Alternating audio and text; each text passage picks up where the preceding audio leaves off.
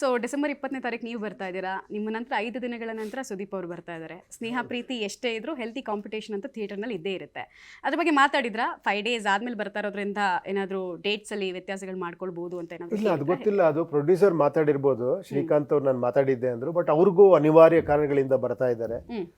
So ಏನು ನಮಗೊಂದೇ ಒಂದು belief ಅಂದರೆ ನಮ್ಮ ಜನಗಳ ಬಗ್ಗೆ, ಕನ್ನಡಿಗರ ಬಗ್ಗೆ ನಂಬಿಕೆ ಅಷ್ಟೇ. ಇಲ್ಲ, ನೋಡ್ತಾರೆ, ಎರಡೂ ಪಿಕ್ಚರ್ ನೋಡ್ತಾರೆ, ಒಳ್ಳೆ ಪಿಕ್ಚರ್ನ ಯಾವತ್ತೂ ಪ್ರೋತ್ಸಾಹ ಮಾಡ್ತಾರೆ ಅನ್ನೋ ಒಂದು ಬಿಲೀಫ್ ಅಷ್ಟೇ. ಅಲ್ಟಿಮೇಟ್ಲಿ ನಾವೆಲ್ಲ ಮಾಡೋದು ಆ ಬಿಲೀಫ್ ಮೇಲೆ ತಾನೆ. ನೀವು ಸುದೀಪ್ ಅವ್ರ ಹತ್ರ ಮಾತಾಡಿದ್ರೆ ಈ ಥರ ಡೇಟ್ಸ್?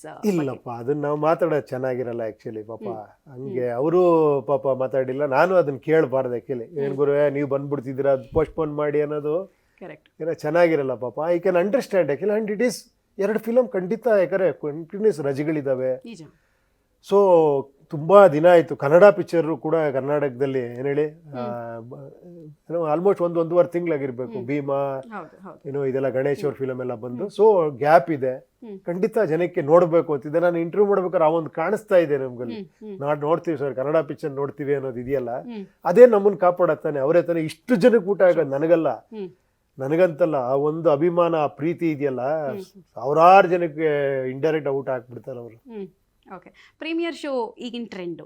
ಸಿನಿಮಾ ರಿಲೀಸ್ಗೂ ಮುಂಚೆ ಪ್ರೀಮಿಯರ್ ಶೋನ ಇಟ್ಟು ಒಂದು ರಿವ್ಯೂವನ್ನು ತಗೊಳ್ಳೋದು. ಬಟ್ ಇಲ್ಲಿ ಬೆಳಗ್ಗೆ 10 ಗಂಟೆ ಶೋನೇ ನಾವೆಲ್ಲರೂ ಕೂತ್ಕೊಂಡು ಕಾಯಬೇಕಾ, ಅಥವಾ ಪ್ರೀಮಿಯರ್ ಶೋನ ಟ್ರೆಂಡನ್ನು ನೀವು ಫಾಲೋ ಮಾಡ್ತೀರಾ? ನನಗೆ ಗೊತ್ತಿಲ್ಲ. ನನ್ನ ಕೆಲಸ ಪಿಕ್ಚರ್ ಮಾಡೋದಷ್ಟೇ. ನನ್ನ ಕೆಲಸ ಟೆಕ್ನಿಕಲಿ ವರ್ಕ್ ಐಡಿಯಾ ಇರುತ್ತಲ್ಲ ಸರ್? ಇಲ್ಲ, ಅದು ಪ್ರೊಡ್ಯೂಸರೇ ಡಿಸೈಡ್ ಮಾಡ್ತಾರೆ ಅನ್ಸುತ್ತೆ ಆ್ಯಕ್ಚುಲಿ. ಗೊತ್ತಿಲ್ಲ ಅದು ಏನು ಅವರಿಗೆ ಪ್ಲಸ್ ಆಗುತ್ತೋ, ಅದು ಯಾವ ಥರ ಅವ್ರಿಗೆ ಇದಾಗುತ್ತೆ ನನಗೆ ಗೊತ್ತಿಲ್ಲ.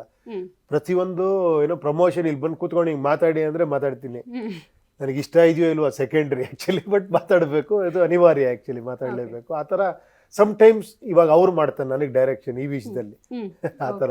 ಓಕೆ, ಬಟ್ ಪ್ರೀಮಿಯರ್ ಶೋ ಬಗ್ಗೆ, ಆ ಕಾನ್ಸೆಪ್ಟ್ ಬಗ್ಗೆ ಏನು ಹೇಳ್ತೀರಾ? ಪ್ರೀಮಿಯರ್ ಶೋ ಓಕೆನಾ, ಅಥವಾ ಫಸ್ಟ್ ಬೆಳಗ್ಗೆ 10 ಗಂಟೆ ಶೋ ಓಕೆನಾ ಅಂತ?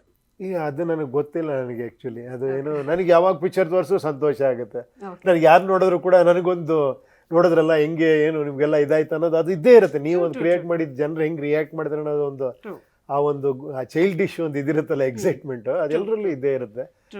ಸೊ ಅವ್ರು ಯಾವಾಗ ಬೇಕಾದ್ರೂ ತೋರಿಸ್ಬೋದು. ಫಿಲಮ್ ರೆಡಿ ಆದ್ರ ಮೇಲೆ it is up to them. Star cast ಬಗ್ಗೆ ಹೇಳಿ ಸರ್. ಸ್ಟಾರ್ ಕಾಸ್ಟ್ ಅಲ್ಲಿ ಈಗ ಆಲ್ರೆಡಿ ನಾವು ನೋಡಿದೀವಿ ವಾರ್ನರ್ ಅಲ್ಲಿ ಯಾರ್ಯಾರು ಇದ್ದಾರೆ ಅನ್ನೋ ಒಂದು ಹಿಂಟ್ ಸಿಕ್ಕಿದೆ. ಇವ್ರನ್ನ ಬಿಟ್ಟು ಸರ್ಪ್ರೈಸ್ ಪ್ಯಾಕೇಜಸ್ ಏನಾದರೂ ಎಕ್ಸ್ಪೆಕ್ಟ್ ಮಾಡ್ಬೋದಾ? ಬಿಕಾಸ್ ನಿಮ್ಮಿಂದ ನಾವು ಅಂತದೇ ಎಕ್ಸ್ಪೆಕ್ಟೇಷನ್ ನೋಡಿ. ಸರ್ಪ್ರೈಸ್ ಪ್ಯಾಕೇಜ್ ಅನ್ಬಿಟ್ಟು ಕೇಳೋದಿದೆಯಲ್ಲ, ಸರ್ಪ್ರೈಸ್ ಆಗೇ ಇರಬೇಕು. ಸ್ವಲ್ಪ ಸರ್ ಆ ಥರ ಏನಿಲ್ಲ ಆ್ಯಕ್ಚುಲಿ, ನಿಮ್ಗೆಲ್ಲ ಗೊತ್ತಿದೆ.